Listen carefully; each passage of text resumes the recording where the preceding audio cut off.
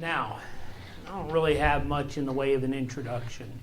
I'm just going to move forward into our first set. This plot is thick as stew. That is definitely a play on the content and the concept, considering it is stew that is made for Isaac. And yeah. Anyway, who do you blame for the deception of Isaac that is carried out by Jacob? When you've read this in the past, or you've heard people teach, are you always like, man, Jacob is such a deceiver? I mean, is that the first person you think? Who do you blame? Yeah, okay. So it's funny that the women are like, his mom, who does that to her son, right? So yeah, there's equal culpability here. Rebecca may have hatched the plan. It may have been her idea, right? So yeah, there's equal culpability. Let's read. We're going to look at verses 1 through 10 of Genesis chapter 27. My apologies. You do disagree? I disagree. That Rebecca is equally culpable? I don't think Rebecca has done what is wrong in the sight of the Lord. She was the one who did what was right in the sight of the Lord. We'll see. Yeah, I want to have more conversation with you about that after we read this. Even if for nothing else but to argue a little. I'm looking forward to this. All right, Genesis chapter 27, verse 1 through 10. Now it came about, when Isaac was old and his eyes were too dim to see, that he called his older son Esau and said to him, "My son." He said to him, "Here I am." And Isaac said, "Behold, now I am old. I do not know the day of my death. Now then, please take your gear, your quiver, and your bow, and go out to the field and hunt game for me, and prepare a savory dish for me, such as I love, and bring it to me that I may eat, so that my soul may bless you before I die." Now Rebekah was listening while Isaac spoke to his son Esau. So when Esau went to the field to hunt for game to bring home, Rebekah said to her son Jacob, "Behold, I heard your father speak to your brother Esau, saying, 'Bring me some game and prepare a savory dish for me that I may eat and bless you in the presence of the Lord before my death.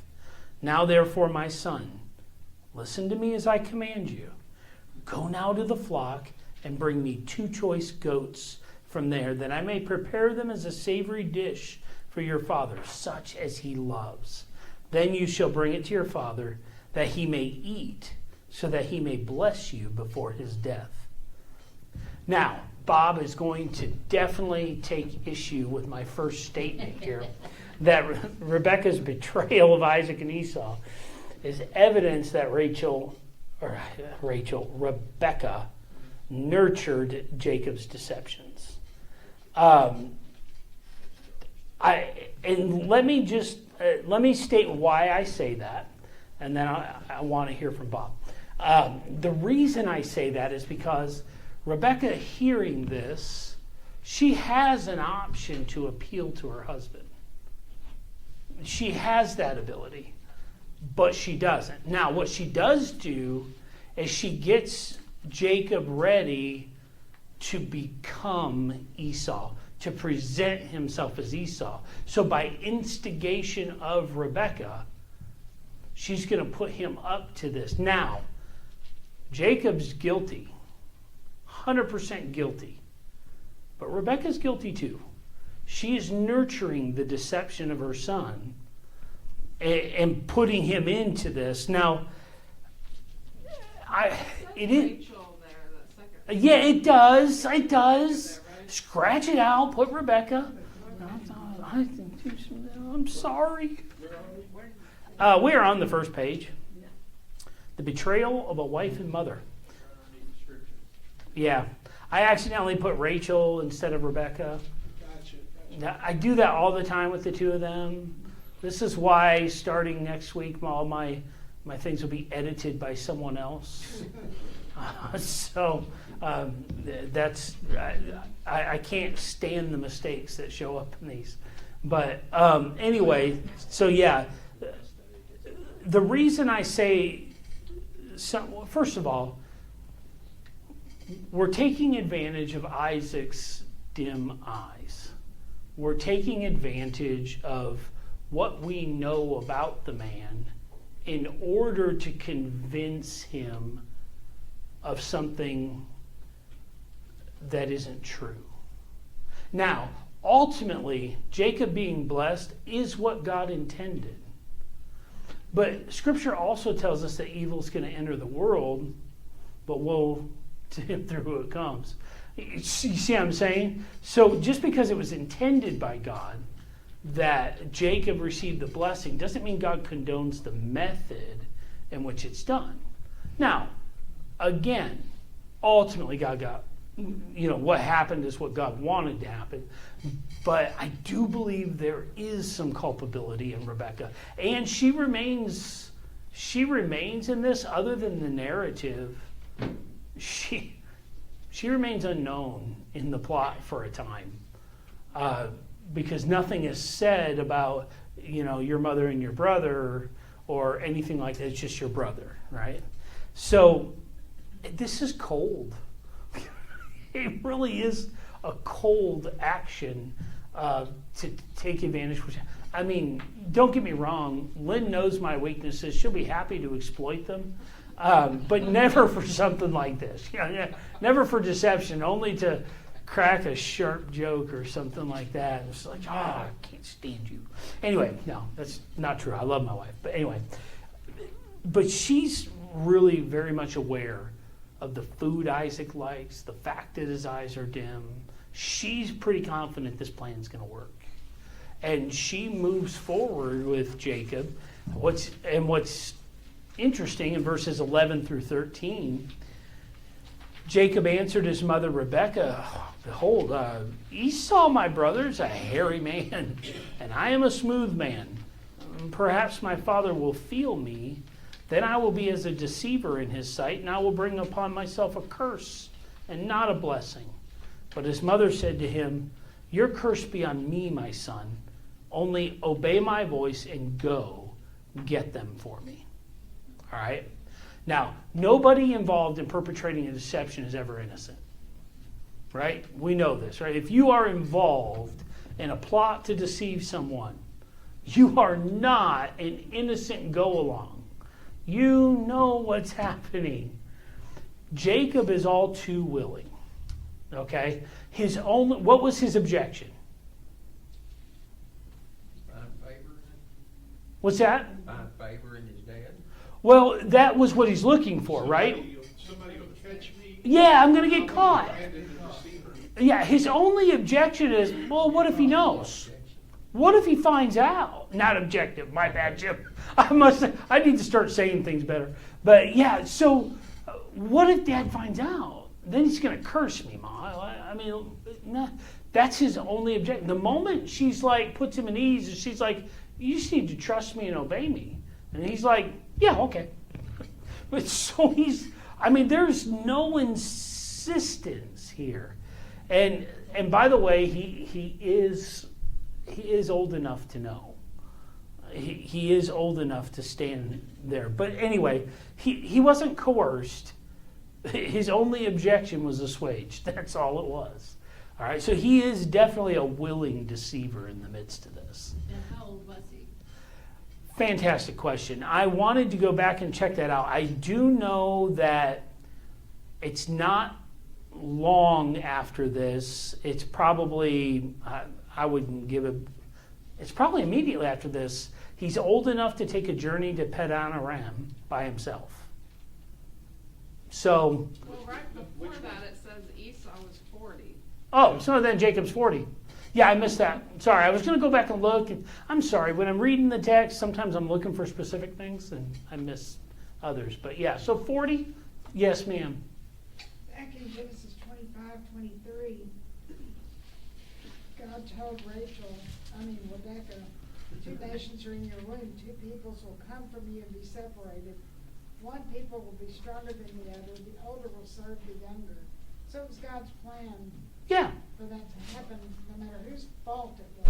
Right, right. And I'm in agreement with that. Absolutely. It was God's plan that Jacob be the blessed one and that the older serve the younger. Absolutely. Now, how that comes about, that's where some issues come into play. And I'm not trying to run Rebecca into the ground at all. Everybody sins. Period. We all either do something stupid, something underhanded, or something mildly wrong. You know what I mean? It's all sin, right? So this isn't to run Rebecca into the ground. She loves her son. But remember, there's a problem here. Do you remember what the problem is that we studied last week? That he's already stolen. Yeah, Jacob steals Esau's birthright. And it might have been 2 weeks ago that we looked at this, but there's a problem with mom and dad.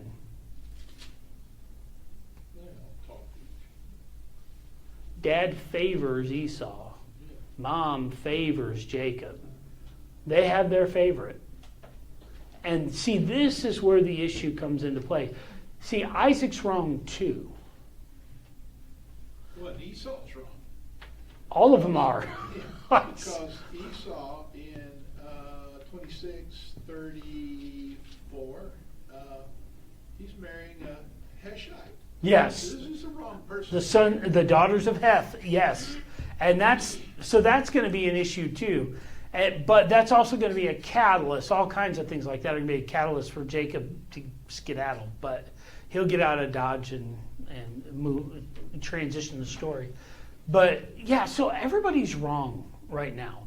Esau didn't consider his birthright important enough to wait a couple extra hours to make his own stew. And Isaac knew the prophecy as well that the younger or the older will serve the younger, and yet Isaac was about to bless the older and say that your brothers will serve you. He was about to go in direct contravention to God's will. And so now you've also got Rebecca who wants to make this happen instead of letting the Lord make it happen. And she's going to do a Sarah-like move and engineer the situation. And Jacob is all too willing to go along with this after having been opportunistic enough to take the birthright from Esau. He's now also going to obtain the blessing, which is his from the Lord. Okay? But everybody in this has some failure. All right? And there's comfort in that. Believe it or not, there's comfort. Because God punishes none of them. So, but also is the fact that if the patriarch from whom Jesus would eventually come can sin like this and still be blessed, then we have much to hope for. So there's comfort in the midst of this. It's not an attempt to run people in the ground. It's an attempt to say they're human, just like you and me. So anyway, then we're going to get into, let's look at verses 18 through 20 of chapter 27. Then he came to his father and said, "My father," this being Jacob, of course, and he said, "Here I am. Who are you, my son?" And Jacob said to his father, "I am Esau, your firstborn." First lie. "I have done as you told me. Get up, please. Sit and eat of my game that you may bless me." Isaac said to his son, "How is it that you have it so quickly, my son?" And he said, "Because the Lord your God caused it to happen to me." All right, let's look at a few lies. Let's just start with that. Lie number one. What was it? I'm Esau. That's right. Identity theft. Right there in Scripture. All right. So lie number one, on Esau. Lie number 2 is subtle. I've done as you told. That is it. Lie number 2, I have done as you told me. Now, this next line, get up, please sit and eat of my game that you may bless me. This is a very rude way to do this. So there's no language of respect here. It is quick to get the blessing. You can tell Jacob is in a hurry. Get up, eat my game so that you may bless me. That's his only intent, is the blessing. It's not an affection for his father. There's nothing in there like that, okay? So that's an issue. And, but I about lost it here. Isaac said to his son, how is it that you have it so quickly, my son? So where's the third lie? Because God wanted it, he caused it to happen. Yeah, He's using God to get what he wants. right. Now, do you also notice something in his statement? What is the statement he makes? The Lord your God caused it to happen. Now, isn't that interesting? It's not my God. Now, that doesn't mean Jacob doesn't believe in him. It doesn't mean that Jacob doesn't worship him, okay? But the language means that Jacob's relationship with God is not personal. It is through Isaac. The Lord your God.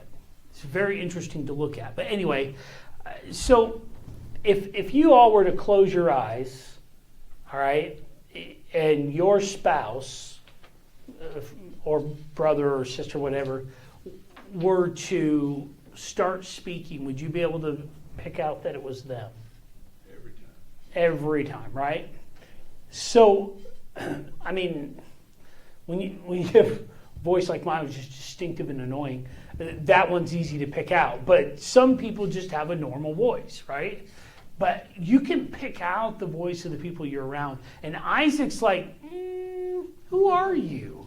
Right? Because why is Isaac suspicious? Okay. And what does, in knowing everything you know about the relationship between the four, what do you see here? The time that Isaac spends with Esau, the intimacy between them, he knows distinctively the voice of his son.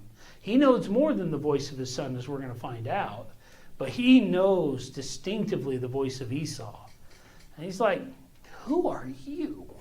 You know, it's like right subject matter, totally the wrong voice. So it's just interesting. I caught that, but and you know, for good reason, Isaac is suspicious, right?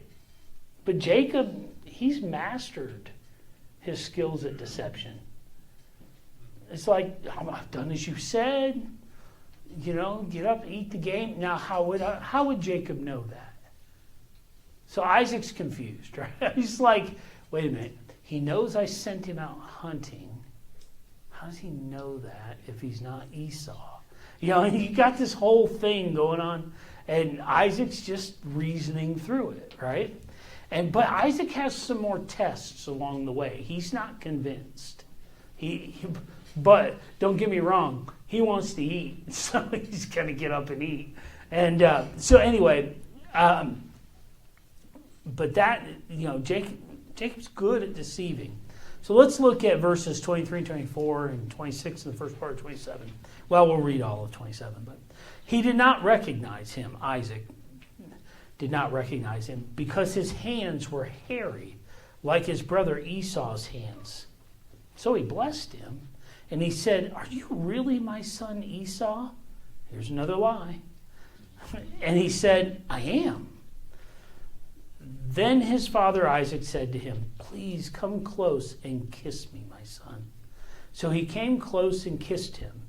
And when he smelled the smell of his garments, he blessed him and said, see, the smell of my son is like the smell of a field which the Lord has blessed.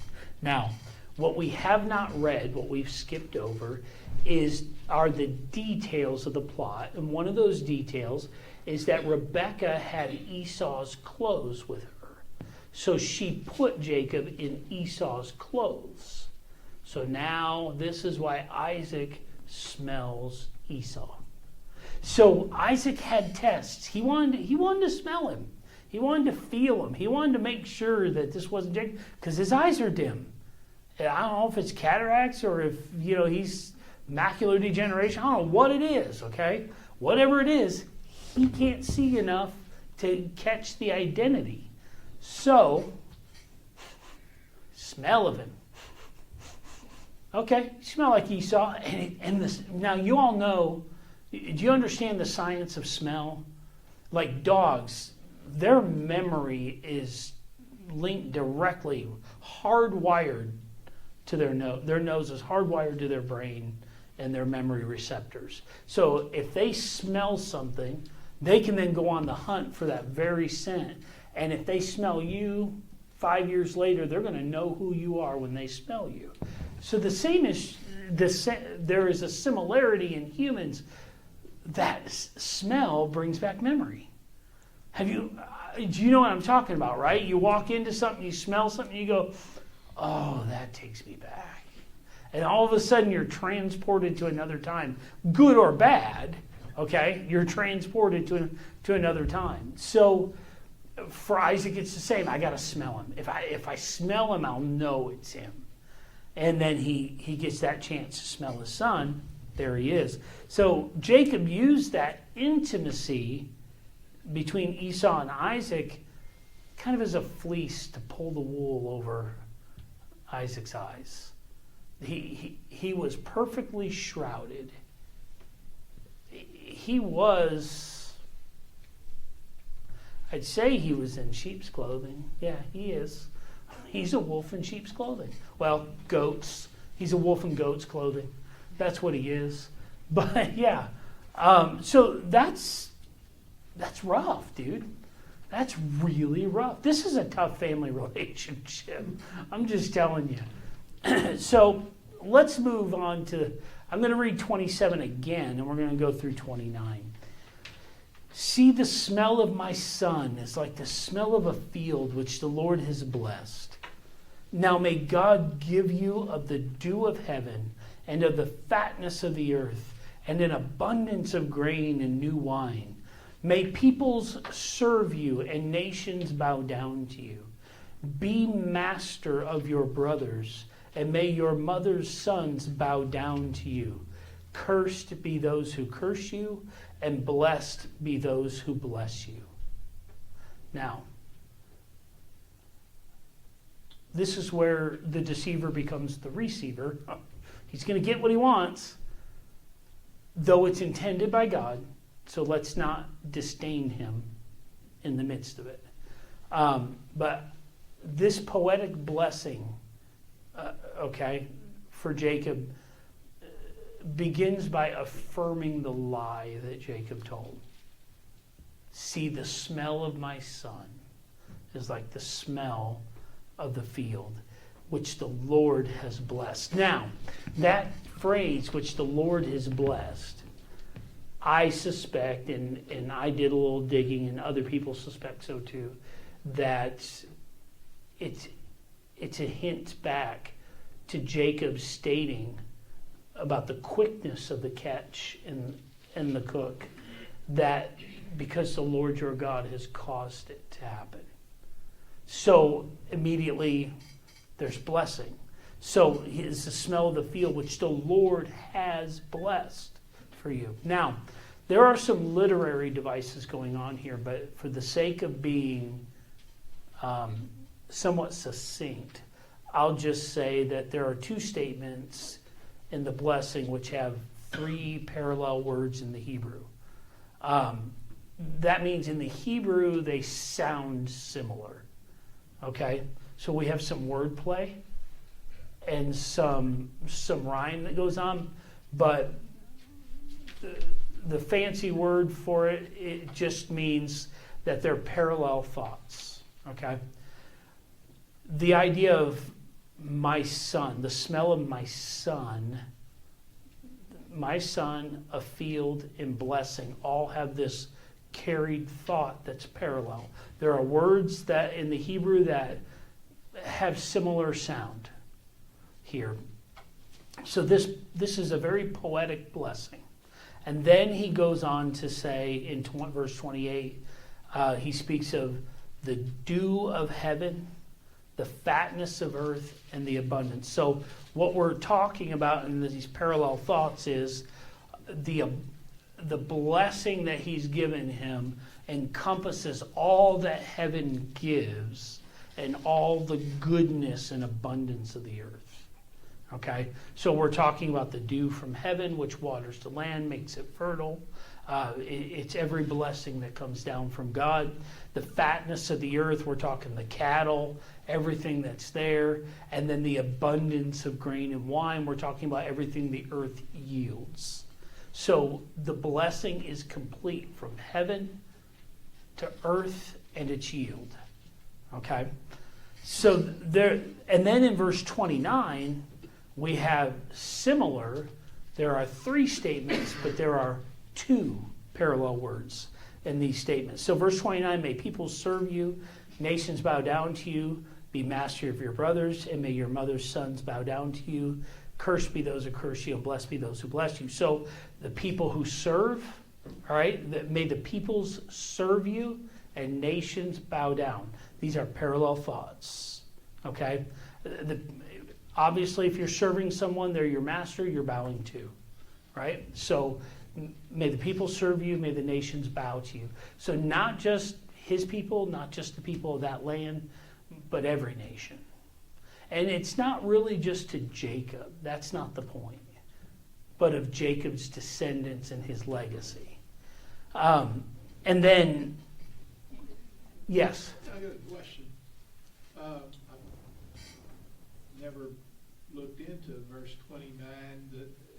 The translation in the Christian Standard Bible is nations bow and worship to you. And the phrase be master over your relatives. Master can be a teacher, or master can be a slave owner. Right. What's going on? What's going on there? Especially the word worship in that translation. I'm not sure. Yeah, that's kind of what I'm wrapping up to. Is it's a Christological. It's very much looking forward to Christ. So what's going on here is, remember that how are the nations blessed through them? Ultimately, what happens through the line of Abraham, Isaac, and Jacob that the nations are blessed? Gotcha.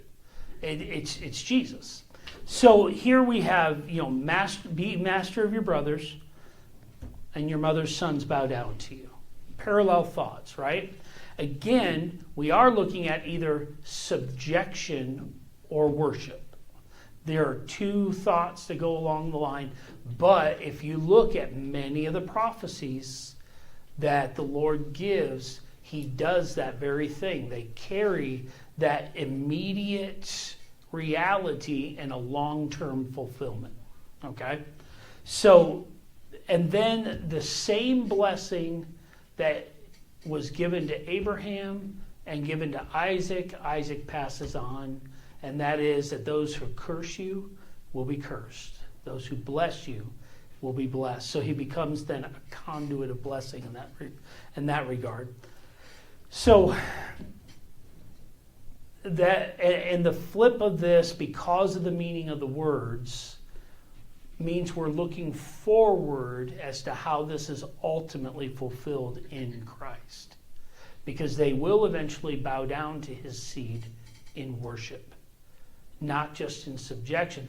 Israel, keep in mind, they'll come back to Canaan, dispossess the nations of the land, and some of them will serve them. And even some of his relatives, he'll have Edom, Esau's children and descendants. Israel will have Edom under subjection before Edom eventually breaks that tie. But the blessing of the patriarch, though, keep in mind, because something, before I finish that sentence, let me just say this. Are any of you like me? When you read this, did you think, if Isaac really intended this blessing for Esau, how is it that just by being there, Jacob can have the blessing? I mean, God's not a genie. You know what I'm talking about. The movies where the genie is like, they're tricky. You ask for a wish, you get this wish, you ask for it, and they're like, they make you wish you never asked for it, right? So God's not that. So how in the world, if Isaac intended this blessing for Esau, he 100% thought it was Esau. I mean, legally that wouldn't be binding, would it? You're talking about, fraud, if that were the case, right? So what I would contend, and this is my thought, this statement I'm going to make is my thought. I'm not teaching it as truth. I want you to hear that it is my opinion. That the blessing of the patriarch was not a legal contract, but it was a spiritual succession. All right? Only because no one's around. There is no witness. There is just Isaac and Jacob. So at this point, Isaac will put his hands on Jacob, and he will bestow this blessing. This isn't a legal contract because there isn't anybody witnessing it. I mean, Jacob could walk out and tell Esau, hey, I got your blessing. And Esau's going to be like, but because there is a prophetic and supernatural component to the blessing, it then transcends legality and becomes a spiritual succession. That's my reasoning for that statement.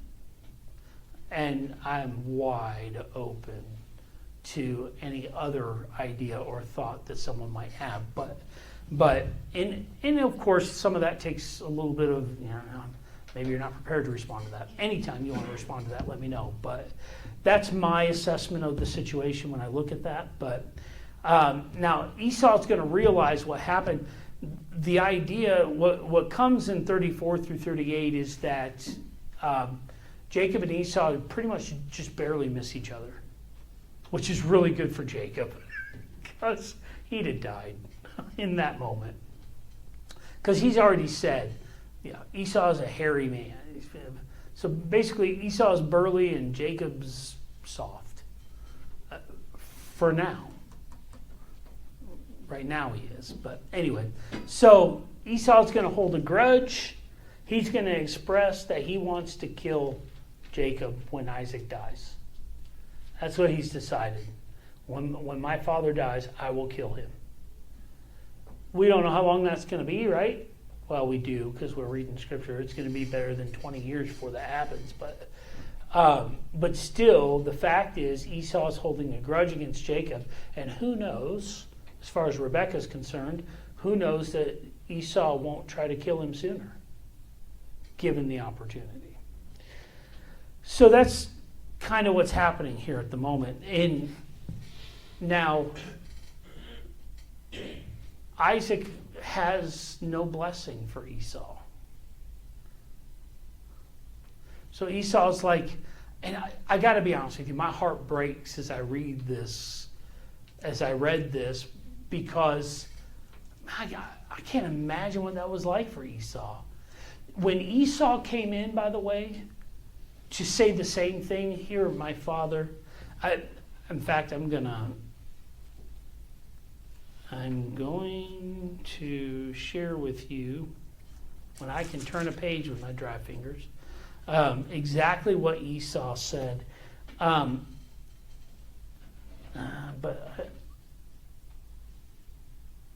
Where's he? Then he says, not really. Okay, verse 31 of chapter 27. Then he also made savory food, speaking of Esau, brought it to his father, and he said to his father, "Let my father arise and eat of his son's game, that you may bless me." All the language in here, especially in the Hebrew, is saturated with respect and love. Let my father arise. That is a term, or that is a phrase of respect of an elder. Whereas Jacob comes in and says, "Get up and eat."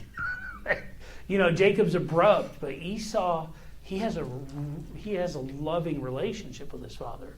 Even though he's a man's man, he still loves his father and respects him. So that's just something to consider in the midst of that in this transaction, up until the point that Esau wanted to kill Jacob, in this transaction, Esau conducted himself much better than Jacob did. Since you said it wasn't you referencing it not being a legal document and no one else was present, why didn't Esau just, this didn't happen, we're backing up here, this is, why did he have to honor this act? Because it's not a legal act. But it was a deceptive act. It was deceptive, but it was still, again, there's a supernatural component here. The one whom Isaac blesses, not the one whom he intends to bless, the one whom he blesses will be blessed. And this is a prophetic blessing. This is not a blessing of just, hey, I'm going to make this happen, or everyone needs to hear that this is what's going to happen. This is a blessing before the Lord, prophetically given. So there's prophecy in this blessing. Therefore, it is a spiritual succession, not a legal document. So you can't just cancel this and say it's done. It's So basically transferring the blessing that God gave Abraham to Jacob. Yes, the blessing that went from Abraham to Isaac, Isaac is passing on to Jacob. So now, not only does Jacob have the birthright, which is whatever physical inheritance there was, and all that kind of stuff that goes with a birthright of being the firstborn, not only does he have that now, but he also has the blessing, all the blessing of God upon him. So much so that Abraham leaves nothing.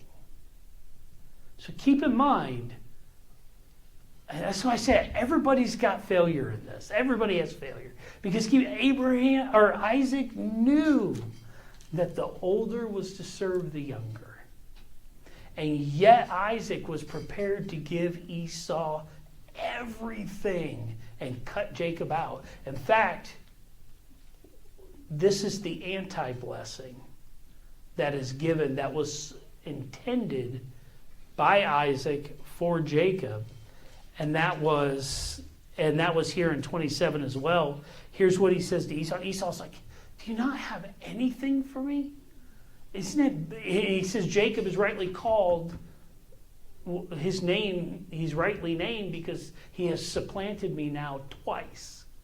My birthright and this. So here's what Isaac says. Then Isaac his father answered and said to him, "Behold, away from the fertility of the earth shall be your dwelling, and away from the dew of heaven from above. By your sword you shall live, and your brother you shall serve. But it shall come about when you become restless, that you will break his yoke from your neck." This is not a blessing, y'all. This is an anti-blessing. There's nothing for you, Esau. Not only is there nothing for you, there will be no yield for you. Your survival goes from the bow and arrow in the wilderness, of the bow and the arrow of the hunter. Your survival moves to the sword of the warrior. That's how you're going to survive. I mean, he's just told that peace is gone. You'll live at war. And that's hard, man. But he was about to give that to Jacob.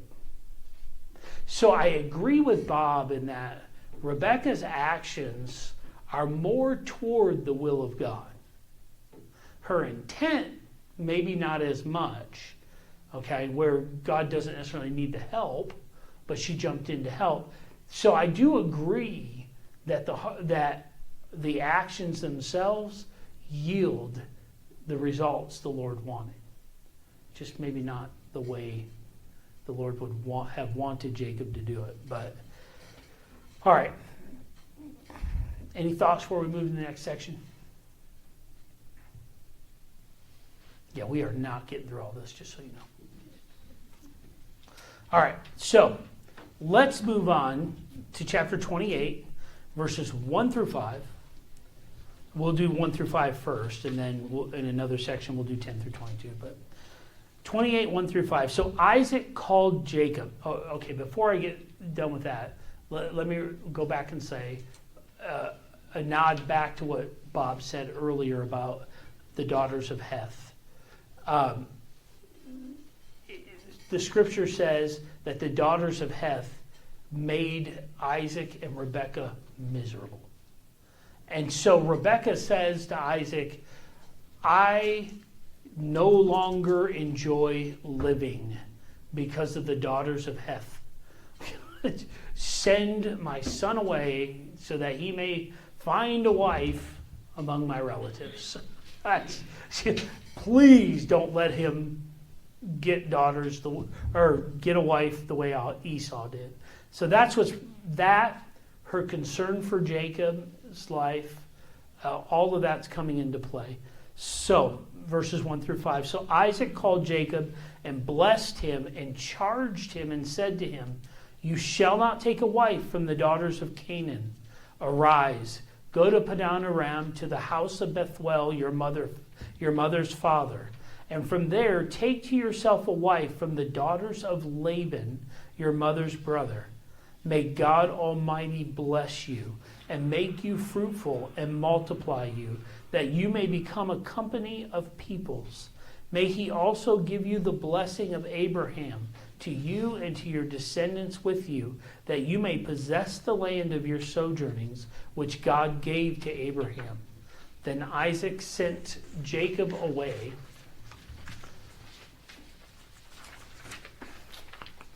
And he went to Padan Aram to Laban, son of Bethuel the Aramean, the brother of Rebekah, the mother of Jacob and Esau.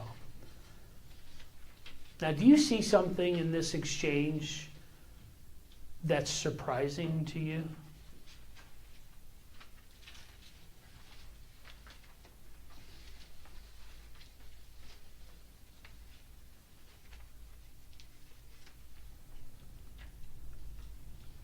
Well, Isaac's warming up to his responsibility to teach Jacob what to do now. I've given you the blessing. Might as well make the best so we can only move forward, because I can't take my word back. My word means too much. So here's what you're due next. And not only is he not going to take back the blessing, not only is he treating him well, he's treating him as the son he loves. Because he goes on with the blessing, right? He increases the language of that blessing when he says, May God Almighty bless you and make you fruitful and multiply you, that you may become a company of peoples. He's already blessed him for that. So now Isaac is giving more. He's saying it again. He's reaffirming it. And yeah, he's come around. At this point, some time may have passed, has to have passed. So it's kind of like, honey, you were right. What do you mean? You mean Isaac saying, honey, you were right? I mean, essentially, she was right in that it needed to be Jacob. I agree. I rest my case. Well, but again, the way she did it was wrong. That's what I'm telling you.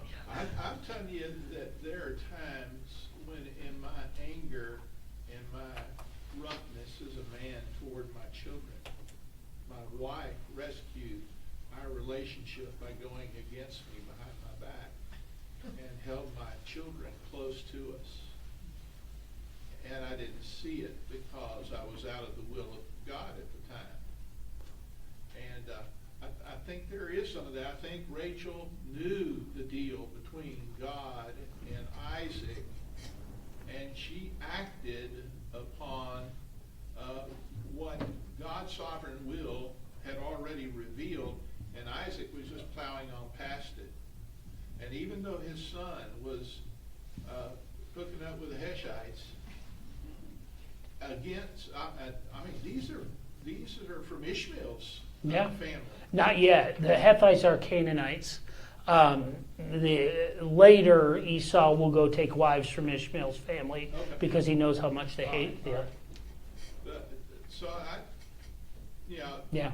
it's sad when you have to do something like that, but sometimes you protect a loved one with doing the right thing instead of losing everything you have because you let them plow on doing the wrong thing.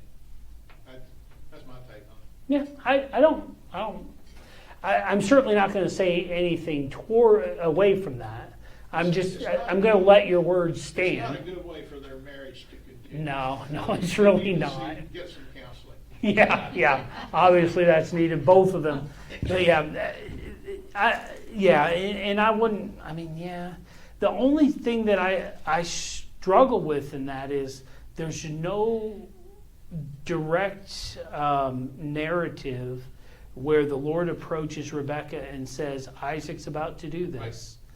I want you to make this happen." But the storyteller only tells us what we need to know, Right. not what's going on behind the scenes. Exactly, and that's good. So we can just look at what's there, and anyway, so definitely some speculations involved, but I'm certainly not going to take away from the strength of your argument. But so in verses 1 through 5, Jacob is not only blessed, but he's exiled.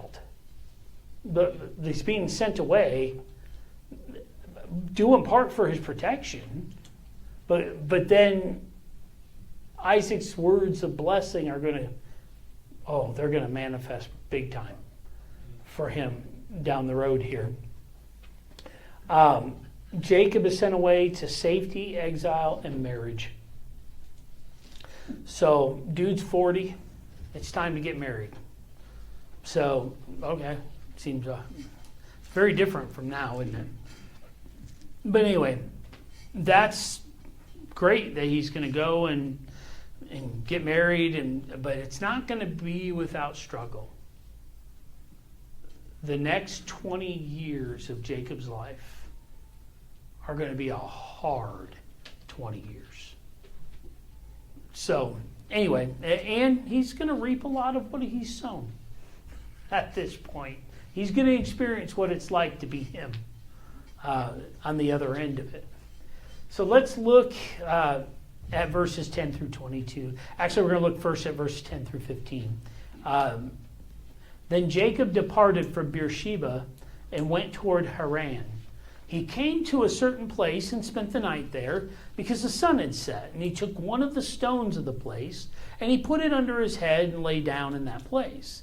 He had a dream, and behold, a ladder was set on the earth with its top reaching to heaven.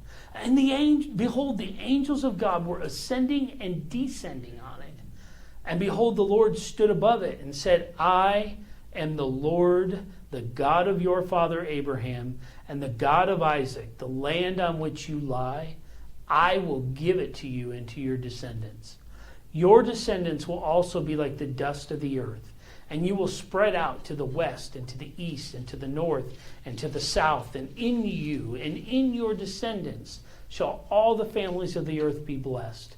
Behold, I am with you, and I will keep you wherever you go, and will bring you back to this land, for I will not leave you until I have done what I have promised you. Marvelous encounter.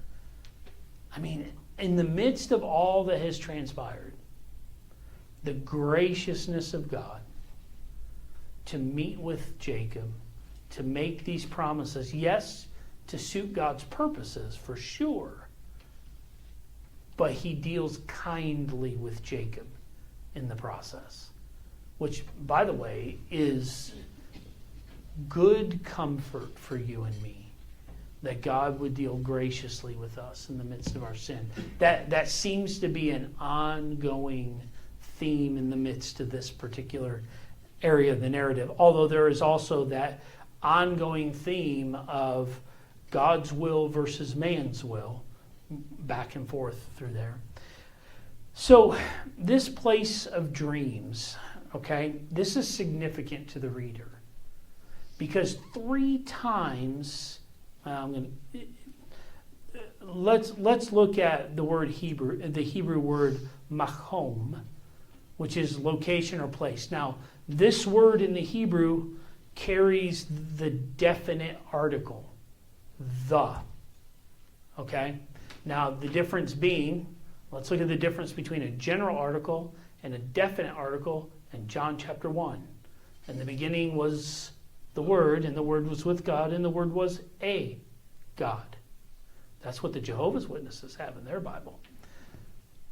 Now let's listen to it with the definite article. In the beginning was the Word, and the Word was with God, and the Word was God. Now the definite article is not there, but it's implied by the word.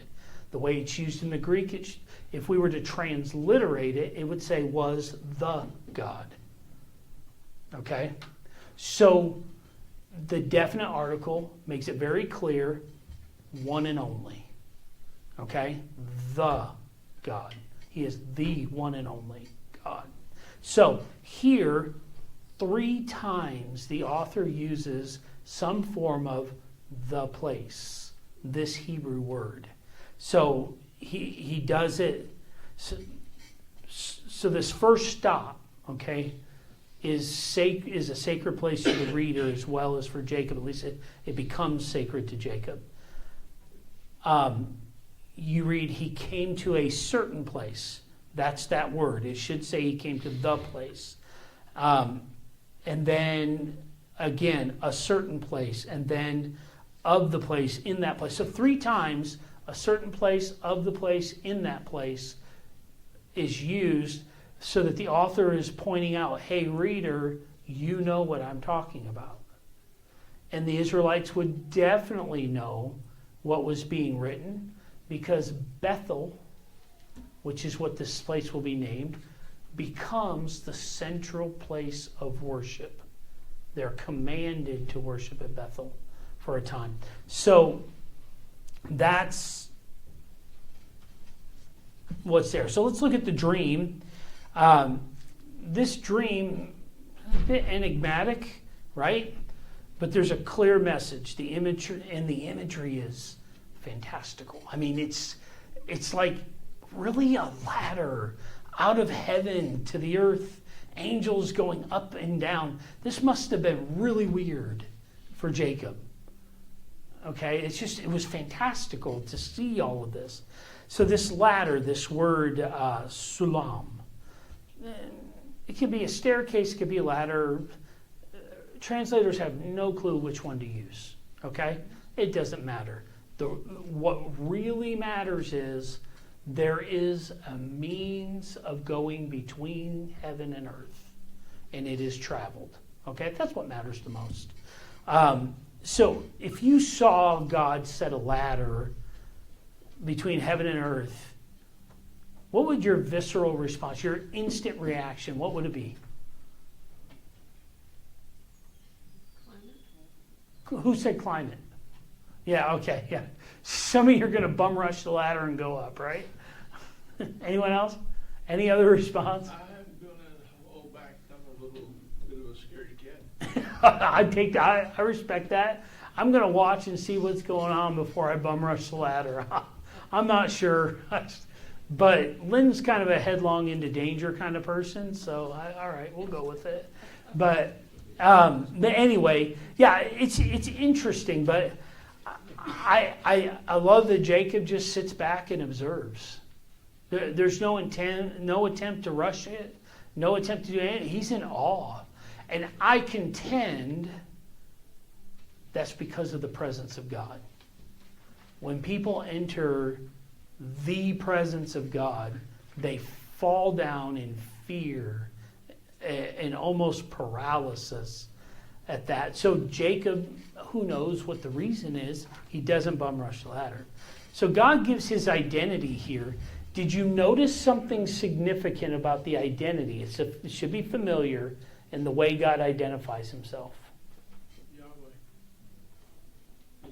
capitalized in the text, so he's using the covenant name Yahweh before Moses finds out about Yeah. being the covenant name.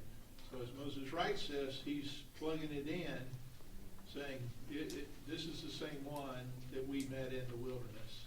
There's another familiarity. Abraham's God also. How about I am? Well, that's what Yahweh means. Well, it's I am the Lord. I am who I am. Yeah. So this is where, well, and I was drawing out the English anyway, but yeah, so God is simply saying, I am the God of Abraham, of Isaac, Abraham and Isaac. So this gives us a view forward, and Moses, likely being the author, would definitely have understood this quickly as a precursor to the way God would identify himself when he met him at the burning bush. When he says, who shall I say sent me? You tell them, I am that I am has sent you. And so it's there. It's really cool just to look at that and to see how God identifies himself to each person. It's not the only time he's done that. It just is significant right now in this moment because that's the first words out of his mouth to Jacob. So anyway, let's look at his promises to Jacob. And I don't spend a lot of time here because they're familiar promises, all right? Basically, there are three things that God promises Jacob. So I'm being very brief in that. The land where he is. I'm going to give this land to you. Just like Isaac said when he blessed Jacob, that may you receive the land of your sojournings, the land that God gave Abraham. So then there's the promise of countless descendants, right? Numerous as stars in the sky, and they'll spread out like wildfire, north, south, east, west. And then the third promise that Jacob would be a conduit of blessing. That he will be a blessing to the nations. Again, we know what that's looking forward to. That's looking forward to Christ. But so those are the promises that God offers him there in that moment, unprompted. Jacob wasn't calling on God. He wasn't doing anything like that. He was sleeping. And God came to him. Now, Jacob then takes the rock that served as the pillow, and he turns it in. One commentator, K.A. Matthews, said that he took the stone pillow became the stone pillar. So I really like the way he said that. It was a good turn of phrase. It's really well done, but that's true. He makes it a pillar and he anoints it with oil. He pours oil on it, which is ritual and ceremonial to bless something. And that's, he calls it then Bethel. I need to, let me look if I'm gonna, I'll get to that. God, let's talk about God's guidance. No, I won't get to that. Am I? Yeah, I can. I've got to. Let's do God's guidance, and then I'm going to be done until next week. God's guidance and protection. God declares his intent to guide, protect, and bring back Jacob to the land of Canaan. That's just plainly, he stated, I will be with you. In fact, not only did he say, I will be with you, how far does he go with that?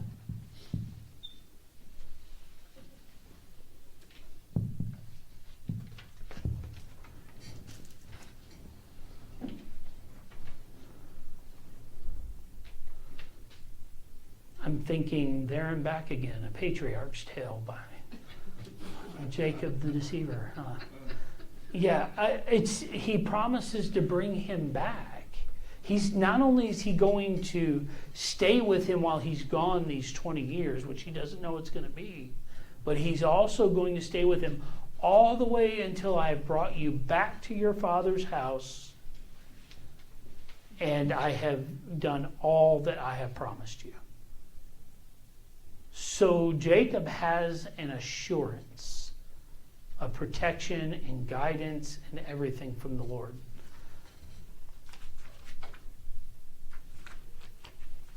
What do you want to bet I can get through this? Yeah, let's burn through it. We'll do it. All right, verses 16 through 19. Then Jacob awoke from his sleep and said, "Surely the Lord is in this place, and I did not know it." He was afraid and said, "How awesome is this place! This is none other than the house of God, and this is the gate of heaven." So Jacob rose early in the morning and took the stone that he had put under his head and set it up as a pillar and poured oil on its top. He called the name of that place Bethel. However, previously the name of that city had been Luz. Now, Bethel. Let's talk about Jacob's experience. It compels him to make a vow to the Lord. Now, what's really interesting about Jacob's vow, we'll get to in a moment. Let me start with Bethel. First of all, Jacob says this is the house, which is Bet or Bayit, okay, of God. So Elohim, all right, specifically God. Now, Bethel is a combination of those two words. Now, I've shown you that visually. All right, you can see which words match up to make house of God. Later, Jacob will return to this spot, and it will become not just the house of God, but El Bethel, which is God's house of God. There's a distinct reason for that down the road. But so that's Bethel. It's the house of God. Jacob is freaking out. He's scared to death. He is afraid. So maybe that's why he didn't bum rush the ladder, right? Like Lynn would. But he's afraid. And so much so, there is also a reverent fear that comes along with that. And in the midst of this exchange, Jacob's going to make a vow that's going to help us understand that this is the moment when God becomes his God. Not quite yet, it will be. This is where he vows that God will become his God down the road. But let's look at verse 20 through 22. Then Jacob made a vow, saying, "If God will be with me and will keep me on this journey that I take, and will give me food to eat and garments to wear, and I return to my father's house in safety, then the Lord will be my God. This stone which I have set up as a pillar will be God's house, and of all that you give me, I will surely give a tenth to you." Now, we have to talk a little bit about grammar and intent, because on the one hand, you can read it as, well then, if the Lord's going to do all this for me, the Lord is going to be my God. Or you can look at it as, well, if you do all this, then you will be my God when it's complete. I can't tell you which, all right? But I can tell you, I can talk to you a little bit about the vow and how it's done. But at this point, this is where Jacob this is where God begins to transition from, "Hey, Isaac, the Lord, your God," to being the God of Jacob. And now, that doesn't mean that God was never his God. It means that Jacob never espoused him as his God. This is a time when Jacob begins to say, "This is my God." You reckon there's some of you guys are already tight. I'm afraid to butt into that. But if things work out the way my father told me they were going to work out, that's going to settle it for me. I'll understand that you will have proved yourself, kind of like the resurrection proves the right of Christ. Right. Claim everything he claimed. Yeah, it was all true from the beginning, but it becomes proof of concept when it happens. Yeah. And that's where I was getting at earlier when I said that, right now Jacob's relationship with God is through Isaac. Now Jacob has his own interaction with the Lord. This relationship becomes personal. Some of you that been to Israel, I haven't. Is Bethel still a place that you can go to? I'm unaware. George would know. I think so. Not really remembering. North of Just thinking, Jerusalem. but I think so. I don't know how far north, but Yeah. So yeah, that becomes contention down the road. In fact, that's what we're about to get to. So two things. Jacob kind of flips the script on vows here. First of all, every time, this has not happened before where a man puts conditions on a vow for God.